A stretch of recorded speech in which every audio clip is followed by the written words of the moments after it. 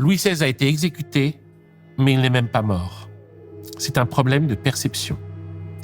Quelques mots encore sur la déclaration comique du petit Macron. Premièrement, il y a peu de chance, après le manifeste de Brunswick, ou pire, la découverte de l'armoire de fer, que le peuple français n'ait pas voulu la mort du roi. Le petit président voit tout depuis son point de vue, qui est très étroit. Deuxièmement, il y a beaucoup de chance, cependant, que de nombreux députés qui ont voté sa mort l'aient fait aussi un peu malgré eux. Pour faire plaisir au peuple, justement, pour donner quelque chose aux sans-culottes. Et peut-être pour éviter de nouveaux massacres de septembre. Peut-être pour que cela ne leur retombe pas sur la gueule. Pour qu'ils restent crédibles, malgré leur politique libérale. Et puis pour avoir la paix. Troisièmement, il est possible, il n'est pas certain, qu'une partie de ce peuple l'ait ensuite regretté. Mais surtout parce que la Révolution n'a pas tenu ses promesses. Parce qu'ils ont eu l'impression, à juste titre, d'avoir été baladés. La Révolution aura bénéficié à des personnes tout aussi détestables que les rois auxquels elle a mis fin. C'est que le roi n'est pas une personne, c'est une place. Une place dans le monde. Une fois c'est peut-être tranché, cette place était libre pour que d'autres salopards pointent leurs fraises. C'est un problème de perception. Louis XVI a été exécuté, mais il n'est pas mort. Tant que la démocratie directe n'existera pas, il ne disparaîtra pas. Le roi continuera, bien malheureusement, à être là en tant que place. La preuve, c'est qu'une fois sa tête coupée, ceux qui l'exécutèrent se mirent tous sur la gueule.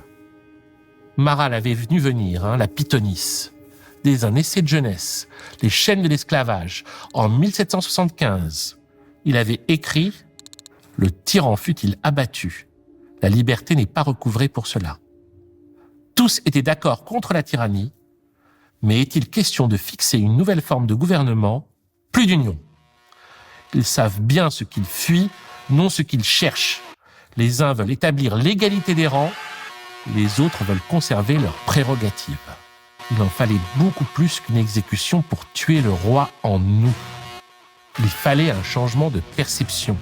Pour changer le monde, il fallait un changement de tête. Comme disaient les Beatles, tu dis que tu veux une révolution, tu sais on veut tous changer le monde, tu dis que tu vas changer la Constitution, tu sais on veut tous changer ta tête. Alors oui, d'accord, on ne mesure pas l'état de stupeur collective qu'a pu représenter une période pareille.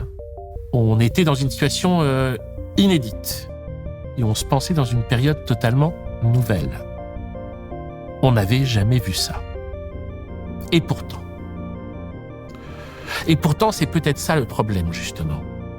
Le problème principal de la Révolution française, c'est l'oubli dont elle témoigne au moment même où elle se cherche dans le passé des modèles.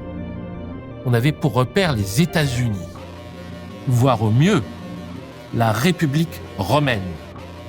Moins de 3 mois avant sa mort, le 18 Floréal an II, Robespierre prononcera des mots très forts à la Convention. Le monde moral, beaucoup plus encore que le monde physique, semble plein de contrastes et d'énigmes. La nature nous dit que l'homme est né pour la liberté et l'expérience des siècles nous montre l'esclave. Ses droits sont écrits dans son cœur et son humiliation dans l'histoire. Le genre humain respecte Caton et se courbe sous le joug de César. La postérité honore la vertu de Brutus, mais elle ne la permet que dans l'histoire ancienne. Les siècles et la terre sont le partage du crime et de la tyrannie. La liberté et la vertu se sont à peine reposés un instant sur quelques points du globe. Ouais, on avait déjà oublié en 1794 ce qui avait déjà été oublié à l'époque de Jean-Jacques Rousseau, à savoir que la liberté et la vertu s'étaient reposées bien plus longtemps qu'un instant et sur de très nombreux points du globe.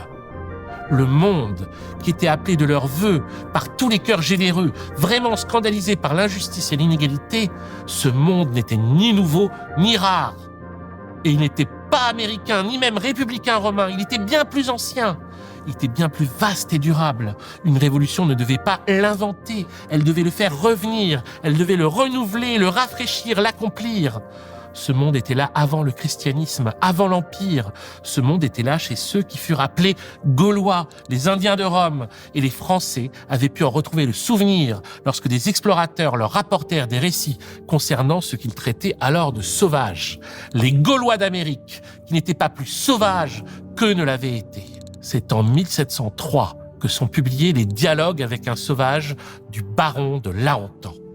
Le baron de Lahontan, c'est un voyageur anthropologue, écrivain français né en 1666 et mort en 1716.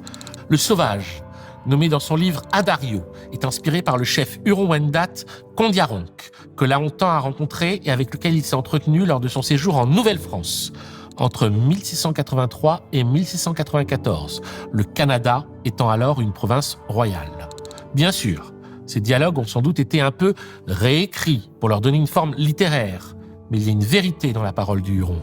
Et malgré les pisse-froids occidentaux qui, depuis le XVIIIe siècle, ont préféré croire à une fiction, ce qui les rassurait autant que ça les flattait en tant qu'occidentaux, c'est un historien Huron-Wendat contemporain, Georges Sioui, qui défendra son authenticité et dira de ces dialogues qu'ils sont non pas une projection européenne sur une Amérique idéalisée, comme on a voulu le lire du point de vue européen jusqu'à présent, mais une source amérindienne digne de confiance.